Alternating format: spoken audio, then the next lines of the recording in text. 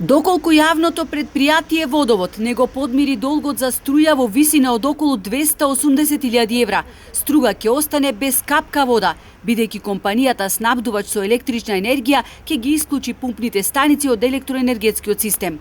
Локалната власт и јавното предпријатие со амин на мнозинството во Советот најдоа за нив соломонско решение. Огромниот долг кој се акумулирал за само една година да го превземе и така удавената во долгови општина Струга. На ова силно реагираа опозицијските советници. Вакви долгови општината апсолутно не би требала да покрива и би требало да се побара одговорност. Навистина граѓаните на Струга, оние кои што живеат на вода, се соочуваат со екзистенцијално прашање поврзано со водата. Изгора на тоа, освен високите сметки за вода, треба да покриваат и долгови кои што настануваат нерационално. Создадено и напишано правило општина Струга, која е основач на јавните предпријатија, да го превзема плаќањето на нивните долгови, кои континуирано се создаваат, а за тоа никој не превзема одговорност, велат од Алијанса на албанците.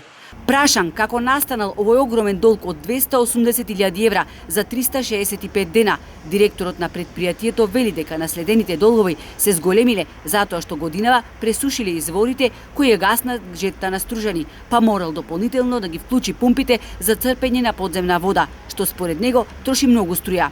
Кога дојдов во предпријатието, наследив блокирана жиросметка и судско решение согласно кое можам да користам месечно 8 милиони денари, а само за плати и други обврски одат 7 милиони денари.